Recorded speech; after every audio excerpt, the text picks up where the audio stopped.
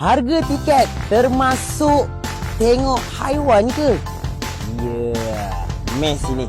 Hari ni Along sharekan tentang harga tiket dan apa aktiviti-aktiviti yang boleh dibuat. Harga tiket tu dah semua termasuk dengan tengok haiwan. Contoh haiwan kita ada kambing, arnab, kucing, lebah kelulut, ayam, burung. Tapi tak banyak lah. Kita tak adalah panggil ni sangat. Tapi bukan setakat dapat tengok haiwan saja dengan bayar tiket tu guys.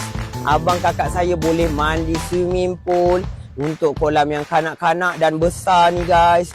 Ada juga boleh mandi dekat kolam atas dan pot-pot healing, pot-pot santai-santai. Abang kakak semua boleh duduk dengan secara percuma sahaja guys. So, tiket masuk dia untuk dewasa RM20, untuk kanak-kanak RM15 saja guys.